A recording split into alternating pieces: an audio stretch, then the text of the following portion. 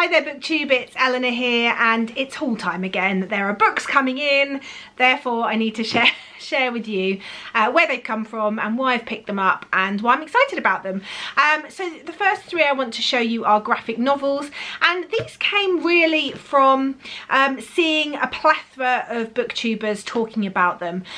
These are like some graphic novels that I wasn't 100% sure I wanted to read, but I just cannot deny the amount of good positive reviews that I've heard about these, and it has just built up and up and up until I feel like I just need to read these now. I'm really excited about them, and I think that's sometimes where hype can really come in quite well in terms of forcing me to pick up things that maybe I'm not sure about, and sometimes that really pays off and I find that they're amazing. So I'm really looking forward to trying these. The first one is The Prince and the Dressmaker by Jen Wang.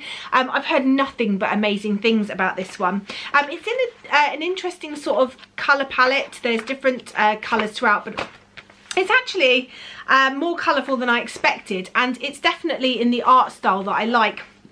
And I think this is about a cross-dressing prince and the dressmaker that makes his outfits. I just think this sounds amazing. From the reviews, it sounds like it's got really good representation, and I just think the artwork might do it for me. So fingers crossed this is a good one. And the other one is very similar. I've had nothing but great things, so much so that I've bought volumes 1 and 2. And if you haven't guessed, that is Heartstopper by Alice Oseman. I really love Alice Oseman's books, her novels, and when I heard that these were coming out, I was umming and ahhing. Often I'm not that into sort of a male-male romance story. Not sure why, but it often doesn't sort of do anything for me, but I think it's undeniable if the story writing's good. I think this could be a really amazing story for me. I love you know, the representation that Alice has in all of her books. The thing I think as well that turned me off on this one originally is it's black and white. Normally I prefer graphic novels in colour, but I really want to give these a go now because I just hear amazing things, and if Alice's novels are anything to go by, this is going to be pretty awesome. The next two books, I can only say Sarah made me buy. Sarah from Sarah's Nightstand, who I will link down below if you don't know already, is an amazing booktuber. I love everything she does. I love her videos that she does with her friend where they do sort of I think it's on definitely on a Thursday. It's like their list Thursday. There's always different things they talk about. But recently she talked about reading these two books and how great they were. The first one is called Badger by C.M. McKenna. I think this is got multiple trigger warnings throughout it, but I believe it's sort of an erotic story. It's about, it says here, nearly 12 months sober, Adrienne Birch feels like a nobody, but when her wrist is broken in a hit and run, she's avenged by the Badger, a secretive street vigilante. Instantly obsessed, she stages a suicide and constructs a chance meeting to get his attention, and then this is about sort of a romantic affair that the two have. So I'm interested. She said how great this was. She did say there was quite some explicitness in this book, but I don't mind that, so I think it could be one that I might enjoy. And then the second one, which I'm 99% positive came from her as well, is non-fiction. I just can't get enough of true crime at the moment. It seems to be something I'm really enjoying reading about, as horrible as that sounds. And this one just sounded great. It's The Stranger Beside Me by Anne Rule. The story, it's about the Ted Bundy case, and I've watched all the documentaries that are out, including the Zac Efron one, and I've read various things. But this one is written by Anne Rule, who was a friend of Ted Bundy's in 1971 in Seattle, and it's about their sort of relationship and a story sort of behind the man, I suppose. I'm intrigued to find out a bit more about this one and to see about Ted Bundy's relationship with her and just that morbid fascination, I suppose, with serial killers. I don't know. She said it was good. I'm sure it was Sarah. And yeah, I just really find these fascinating reads. So, which is weird, isn't it? Because I can read these and not feel scared, but I cannot read many thrillers or horror books, which are totally fanciful. You know, never going to happen in real life, but they scare me way more than these sort of things who knows, you know, go figure. But I'm looking forward to those two. So I picked up Say You Still Love Me by K.A. Tucker because I recently read another K.A. Tucker book and gave it 5 stars and really loved it. And that was The Simple Wild, which was a book set in Alaska, and I really enjoyed that. This is K.A. Tucker's latest book, I believe, and it's been getting mixed reviews. I haven't read anything other than Simple Wild, so I'm looking forward to diving into another one of her books. I think this is about a woman. She's really successful. She works at her father's multi-million pound or billion-pound business. She's the vice president. She's really like trying to find her way in this sort of male-dominated industry. And then I think there is a relationship that forms with a security guard at her company. So I think it's got the potential to be romantic, and we'll see. I really loved my book box that came recently, and this one has got a really beautiful card that came with it. I'm not sure, let me see if I can get it out nicely. And it says, because I knew you, I have been changed for good. And I just thought that was such cute artwork, if it's going to focus. I thought that was really cute, and that was done by Sarah Illustrates on Etsy. So I think the Etsy is Sarah W Illustrates, and I think that's really good. I'm definitely going to be checking out that Etsy store. And the book that came this time is All the Bad Apples by Moira Fowley Doyle. So I think this sounds really intriguing. I'm not sure much what it's about. I think it's about a family of women and these sort of bad apples. It says, our family tree is full of bad apples. You know the kind, the ones who don't follow the rules, the ones who dress differently, think differently, love differently. The curse of the bad apples has claimed my sister, and now it's coming for me.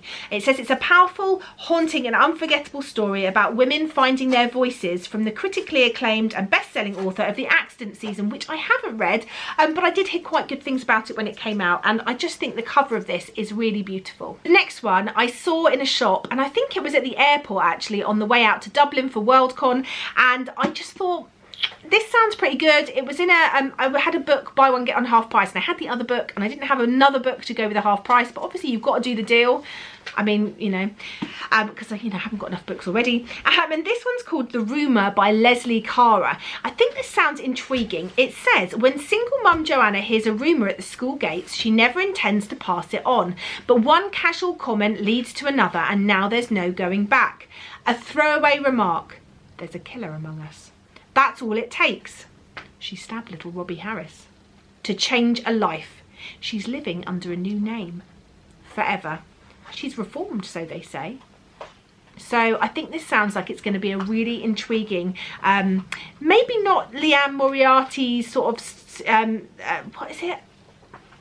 What's the, oh, why can't I think what that is? It's not Pretty Little Lies. You know, the Liane Moriarty one that they made a TV series about, but it's got that sort of feeling for me. So yeah, I'm looking forward to that one. The other books, all in some way, shape or form, stemmed out of my trip to Worldcon. The first one is a book that I heard about while I was there, and I can't remember where. I think it was possibly from one of the publishers' stands, there being like a pamphlet. One is called Honour Amongst Thieves by Rachel Kane, who I really love, and Anne Aguirre. And this sounds like it's going to be really intriguing. I'm not sure if we're in space, but it's about a girl who's decided she's going to live in this dome rather than go with the rest of her family off to Mars exploring. And I think she gets into trouble with the police, and then rather than going to jail, she gets chosen to go up with this sort of race of aliens to explore the universe. And I just think it sounds really fun and fast-paced, and something that might get me back into science fiction a little bit more. The other one, if you've watched my vlog of Worldcon, you may have seen already. This was one of the blind date with the books that myself and Tracy picked up on one of the stands, and it's called Hunger Makes the Wolf by Alex Wells. This one says, The strange planet known as Tanigawa's world is owned by the Transrifts Incorporated, the company with the absolute monopoly on interstellar travel. Hob landed there 10 years ago, a penniless orphan left behind by a rift ship. She was taken by Nick Ravani and quickly became a member of his mercenary biker troupe, the Ghost Wolves. 10 years later, she discovers the body of Nick's brother out in the dunes. Worse, his daughter is missing, taken by shady beings called the Weathermen. But there are greater mysteries to be discovered, both about Hob and the witchy planet she calls home. I think this just sounds really like the perfect sort of fantasy for me. Really fast pace, or maybe it's science fiction, I suppose. Is it science fiction or fantasy or a bit of both? Whatever it is, it sounds brilliant. The next one I definitely saw in a pamphlet, but I can't remember where. This is called 9 by Zach Hines, and it just sounds really intriguing. It's about people that are born with 9 lives, but once those 9 lives are gone, you get to be uploaded or enhanced. Let me read you the back. It says, in 1808, in a parallel world to our own, a massive storm raged, altering the planet's atmosphere. When the rain finally ended, humanity emerged forever changed. Humans discovered they had not 1 but 9 lives. In order to avoid overpopulation, famine and extinction of resources, governments devised a system of elimination in which humans are rewarded for shedding their extra lives bit by bit until they are left with only 1. Oh, so it must be that maybe you get more power and money and status or fame the more lives you use up. I don't know, but it just sounds like a really interesting concept. I love these sort of concepts that look at this sort of play on evolution and technology and things, you know, creating so much that you know, like in Neil Shusterman's Scythe book, how we're no longer dying because we have all the technology that we don't need to. I just think that's a really fascinating idea and concept, so I'm looking forward to trying this one out. The last 2 aren't technically science fiction or fantasy, but I picked them up. They were some way involved in the trip. The first one I saw in a bookshop over in Dublin, but the bookshop was so expensive, so I bought it over here. And the other one I think I saw on a YouTube or maybe on something while I was over there. Anyway, this first one just intrigues me. It's quite a slim book. It's called Marilyn and Me by Ji Min Lee. And this is non-fiction, set in 1954, in the aftermath of the Korean War, and Marilyn Monroe went over to Seoul to perform, and this is about a translator that worked with her, but who also ended up being embroiled in a sting operation and entrapment and all sorts, and I just think it sounds really interesting.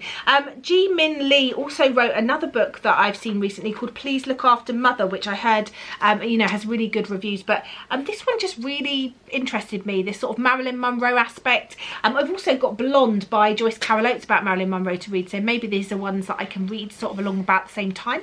The final one again is that sort of true crime idea. It's called Savage Appetites, 4 True Stories of Women, Crime and Obsession by Rachel Monroe. And this one says it looks at, Rachel Monroe links 4 archetypes, detective, victim, defender and killer, to 4 true stories about women driven by obsession. So I think we look at someone as part of the Manson family, a Columbine fangirl, and I'm not sure who the other 2 are, but I just think this sounds really interesting and again taps into my complete obsession with true crime. So that is all the books that have come into my house recently. Have you read any of these? Can you recommend any of these? Are any of these intriguing to you? Let me know as always in the comments down below, and I look forward to speaking to you soon. Bye for now, BookTube.